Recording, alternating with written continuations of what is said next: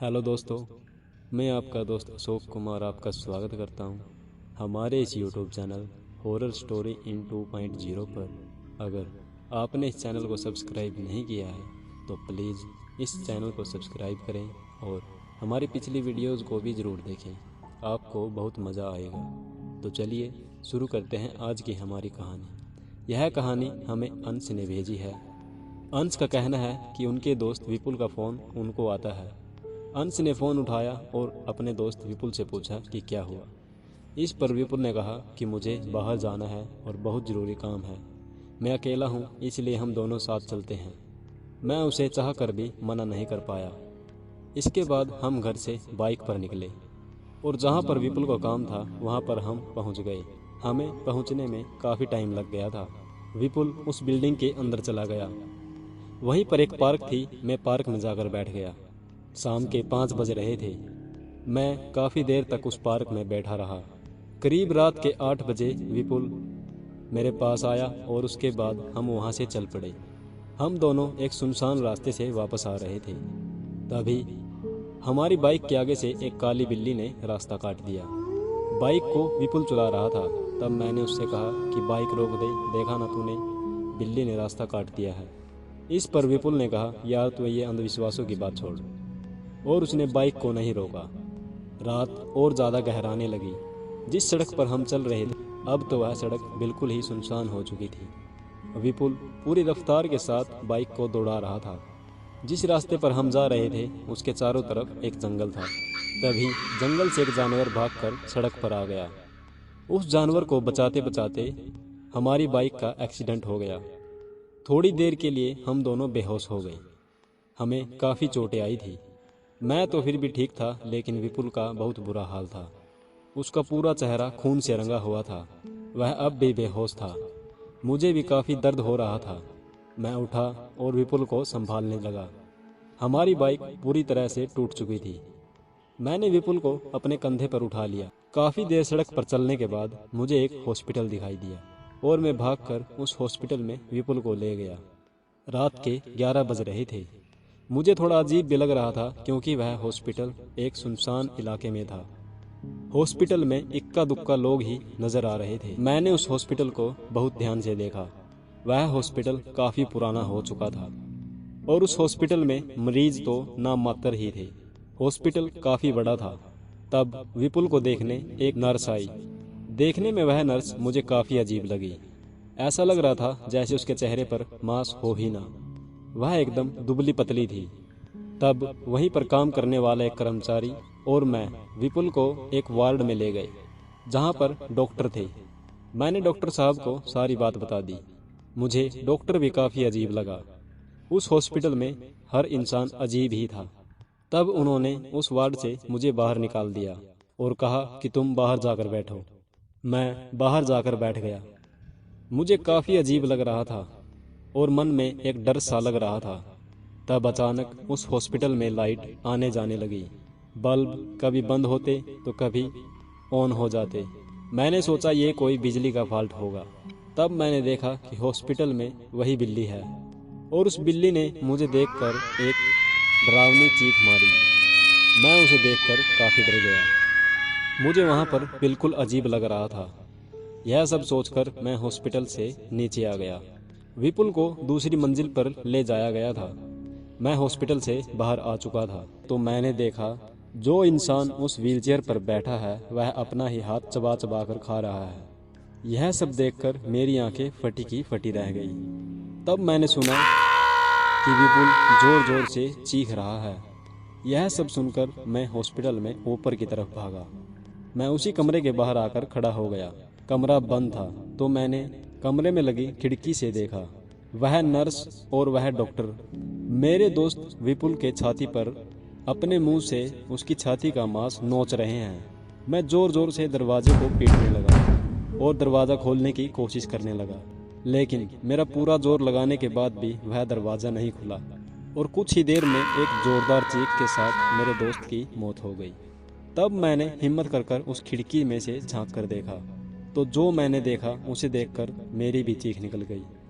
उस नर्स ने मेरे दोस्त का दिल निकाल लिया है और एक डरावनी हंसी हंसकर उसे खाने लगी और वह डॉक्टर मेरे दोस्त के सीने से जो खून निकल रहा है उसे पीने लगा।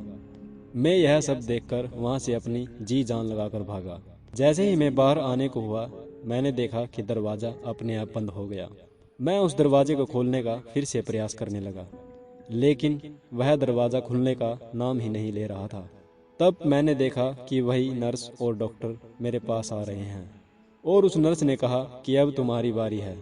मैंने देखा कि एक खिड़की खुली हुई है और उसका कांच भी टूटा हुआ था। मैं वहीं से बाहर निकल गया।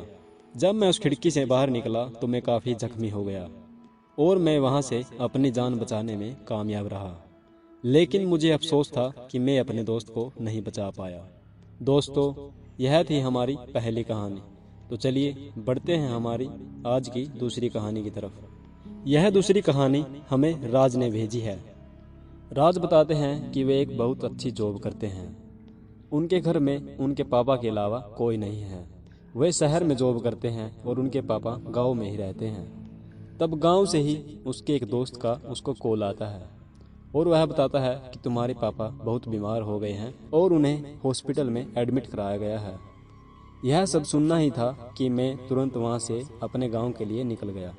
मैंने उस दोस्त से पूछा कि मेरे पापा को किस हॉस्पिटल में एडमिट कराया गया है। तब उसने बताया यहीं पास में एक हॉस्पिटल है, उसमें एडमिट करवाया गया है। मैं सीधा हॉस्पिटल में जाकर पहुंचा। मैं अपने पापा के पास गया और मैंने डॉक्टर से पूछा कि अब मेरे पापा कैसे हैं।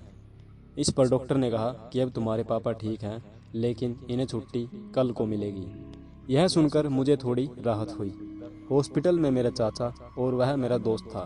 तब मुझे मेरे दोस्त ने साइड में ले जाकर मुझसे कहा कि यार, मैंने सुना है कि यह हॉस्पिटल भूतिया है। यहाँ पर रात को रुकना खतरे से खाली नहीं है।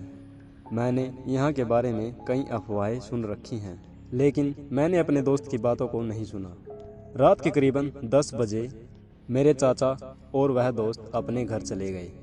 चाचा मेरे साथ ही रुकना चाहते थे, लेकिन मैंने उन्हें घर भेज दिया क्योंकि घर पर बच्चे अकेले थे।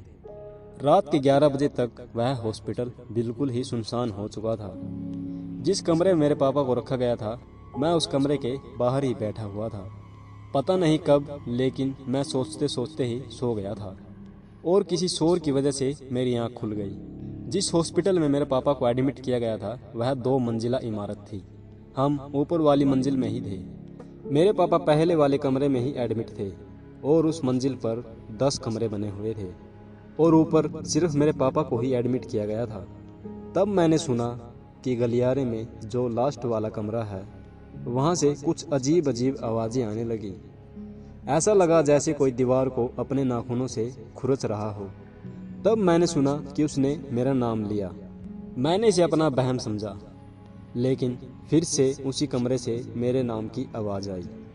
मैं उस गलियारे में उस कमरे की तरफ गया। वह कमरा बंद था।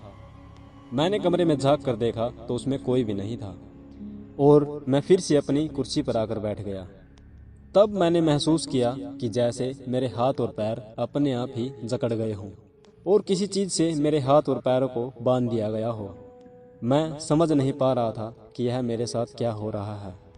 तब मैंने देखा कि उसी कमरे का दरवाज़ा अपने आप खुल गया और उसमें से एक आदमी, जिसकी बहुत ही बुरी हालत थी, उसके बदन से खून निकल रहा था। वह जमीन पर पड़ा हुआ था और अपने आप खिसक खिसक कर मेरी तरफ आने लगा।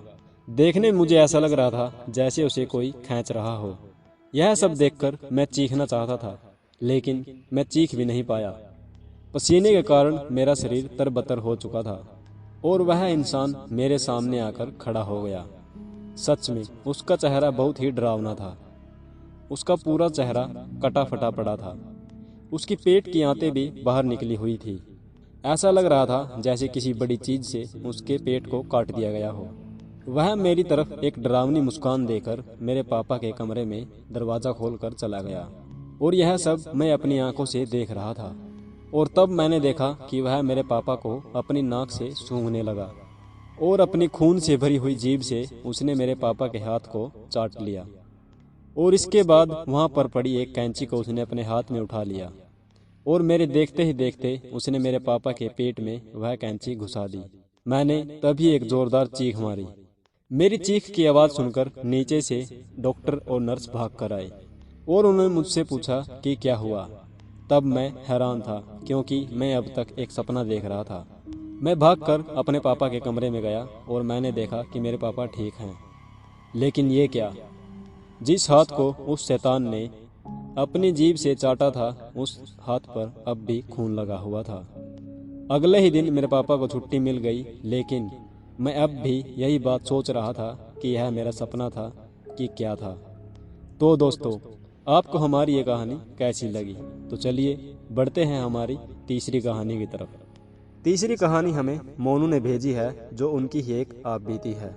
मोनू बताते हैं कि वे बहुत ही शरारती थे। मेरे माता पिता मुझे हर समय समझाते थे कि धूप में मत खेलो, बीमार हो जाओगे, लेकिन मैं उनकी बातें कभी नहीं सुनता था।